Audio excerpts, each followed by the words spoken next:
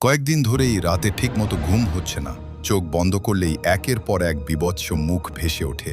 কখনো বিকৃত মানুষ, কখনো রক্তমাখা চোখ, কখনো এমন কিছু ছায়া যার কোনো অস্তিত্ব থাকার কথা নয়। ঘুম ভেঙে যায় বুক ধড়ফড় করতে করতে। প্রথমে ভেবেছিলাম অতিরিক্ত কাজের চাপ, কিন্তু দিন যত গড়াতে লাগলো বিষয়টা ততই ভয়ঙ্কর হয়ে উঠতে থাকলো। শেষ পর্যন্ত ২-৩ বার ডাক্তারের কাছে গেলাম। ডাক্তার সব ধরনের পরীক্ষা নিরীক্ষা করলেন। রিপোর্ট দেখে হাসি মুখে বললেন, নীলকান্ত সাহেব, আপনার তো কোনো সমস্যাই নেই, আপনি পুরোপুরি সুস্থ আছেন। আমি হতাশ গলায় বললাম, ডাক্তার, তাহলে আমি যেগুলো দেখি সেগুলো কি? তিনি হালকা হেসে উত্তর দিলেন, আপনি ছোটবেলা থেকে অনেক ভূতের গল্প, রহস্য উপন্যাস আর হরর বই পড়েছেন, তাই না? আমি মাথা নাড়লাম। হতে পারে সামান্য হ্যালুসিনেশন, তবে আমার মনে হচ্ছে আপনার শরীরের কোনো সমস্যা নেই। কিছুদিন বিশ্রাম নিন, সম্ভব হলে ১ সপ্তাহ কোথাও ঘুরে আসুন, আর আপাতত হরর সিনেমা, ভূতের গল্প বা রহস্যের বই থেকে একটু দূরে থাকুন, সব ঠিক হয়ে যাবে। ডাক্তারের চেম্বার থেকে বের হয়ে সত্যিই অনেকটা হালকা লাগছিল। যাক, অন্তত বড় কোনো অসুখ তো নেই। মেডিকেল থেকে বের হয়ে সাত মাথায় বসে ১ কাপ চা খেলাম। তারপর রাত 10:30টার দিকে একটি সিএনজি নিয়ে বাসার উদ্দেশ্যে রওনা দিলাম।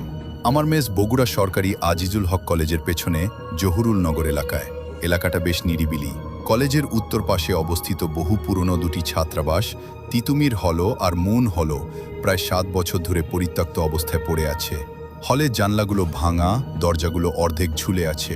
গভীর রাতে ওদিকে তাকালে মনে হয় পোড়া কোনো বাড়ি দাঁড়িয়ে আছে। অনেক সময় মনে হয় যে কোনো মুহূর্তে কোনো ভাঙা জানলার ফাঁক দিয়ে একটা বিকৃত মুখ বেরিয়ে আসবে, তারপর গলাকাটা একটা মাথা ধীরে ধীরে দেয়াল বেয়ে নেমে আসবে। এই কারণেই আমি রাতের বেলা কখনো ওই দিকটায় তাকাই না। সেদিনও মাথা নিচু করে সোজা মেসে ঢুকে পড়লাম। রুমে ঢুকেই দেখি আমার রুমমেট আপেল নেই। দরজায় একটা চিরকুট ঝুলছে, তাতে লেখা, আজ রাতে আর ফিরতে পারবো না, কষ্ট করে আজ একাই থাকিস। আগে একা থাকতে আমার কোনো সমস্যা ছিল না, মাসের পর মাস একা থেকেছি, কিন্তু ইদানিং যেন সব বদলে গেছে। এখন মানুষে ভরা মেসেও একা একটা রুমে থাকতে ভয় লাগে, আর আজ পুরো মেসেই আমি একা। হঠাৎ করেই শরীরটা কেমন ভারী লাগতে শুরু করলো। মনে হলো কেউ যেন আমাকে অদৃশ্যভাবে লক্ষ্য করছে। আমি ঘামতে শুরু করলাম। রাত তখন মাত্র 11টা।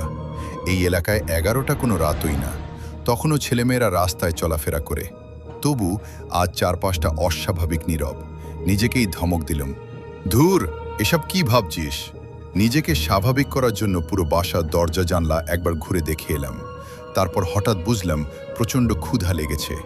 আজ ডাক্তারের কাছে যাওয়ার কারণে রান্নাও করা হয়নি। ভাবলাম পাশের মাহবুব মামার ছোট্ট হোটেল থেকে কিছু খেয়ে আসি। বাসার গেটে তালা লাগিয়ে বেরিয়ে পড়লাম। দূরত্ব মাত্র ১ মিনিটের, কিন্তু আজ সেই ১ মিনিটের পথও যেন অস্বাভাবিক দীর্ঘ মনে হচ্ছিল। রাস্তায় একজন মানুষও নেই, চারপাশ নিস্তব্ধ। হাত ঘড়ির দিকে তাকিয়ে দেখি রাত 12টা 13 মিনিট। ভাবলাম এত রাতে মানুষ না থাকাই স্বাভাবিক। ঠিক তখনই রাস্তার মোড়ে পৌঁছাতেই হঠাৎ সব স্ট্রিট লাইট একসাথে নিভে গেল। চারপাশ মুহূর্তেই অন্ধকারে ডুবে গেল। প্রথম কয়েক সেকেন্ড কিছুই দেখতে পেলাম না, তারপর ধীরে ধীরে চোখ অন্ধকারে অভ্যস্ত হয়ে উঠল। মোড় ঘুরে দেখি মাহবুবের হোটেল বন্ধ।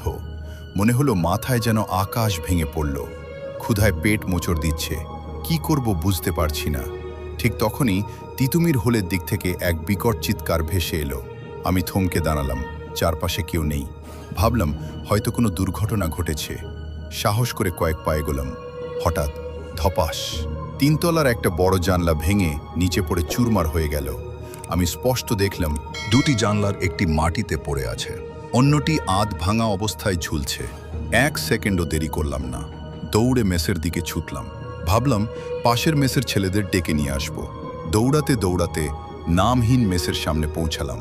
ঠিক দরজায় হাত তুলেছি, এমন সময় কোথা থেকে একটা বিশাল কালো বিড়াল এসে আমার সামনে দাঁড়ালো। আমি ডান দিকে সরতেই সে ডান দিকে, বাম দিকে গেলে বাম দিকে, বারবার আমার 2 পায়ের মাঝ দিয়ে যাওয়ার চেষ্টা করছে।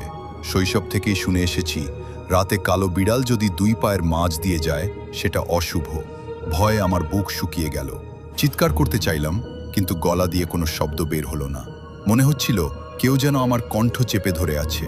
আমি মরিয়া হয়ে লাথি মারতে লাগলাম, কিন্তু বিড়ালটার কিছুই হলো না, বরং দাঁত বের করে আরও কাছে আসতে লাগলো।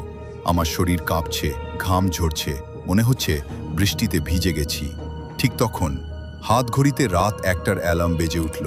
গলা শুকিয়ে কাঠ, তৃষ্ণায় বুক ফেটে যাচ্ছে। আমি একা, চারপাশে কেউ নেই। নিজের জানা সব দোয়া পড়ে শেষ করলাম। তারপর চোখ বন্ধ করে শুধু বললাম, হে আল্লাহ, আমাকে রক্ষা করুন। কয়েক সেকেন্ড পর সাহস করে চোখ খুললাম, আর তারপর আমি স্তব্ধ হয়ে গেলাম। সামনে কোনো রাস্তা নেই, কোনো বিড়াল নেই, কোনো অন্ধকার নেই। আমি নিজের বিছানায় শুয়ে আছি। ঘরের এনার্জি বাল্ব জ্বলছে, মাথার ওপরে সিলিং ফ্যান ঘুরছে, কিন্তু পুরো শরীর ঘামে ভিজে গেছে। বিছানার চাদর পর্যন্ত ভিজে, চুপচুপে। হৃদস্পন্দন এত জোরে হচ্ছিল যে নিজের কানেই শুনতে পাচ্ছিলাম। টেবিলের ওপর রাখা জগ থেকে ঢক ঢক করে পানি খেলাম। নিজেকে শান্ত করার চেষ্টা করলাম। তারপর দীর্ঘশ্বাস ফেলে বললাম, যাক, বাঁচলাম। কিন্তু একটা প্রশ্ন এখনো আমাকে তাড়া করে বেড়ায়। আমি যদি সত্যিই বিছানায় শুয়েই ছিলাম, তাহলে সেই মোড়টা আমি আজও পার হতে পারলাম না।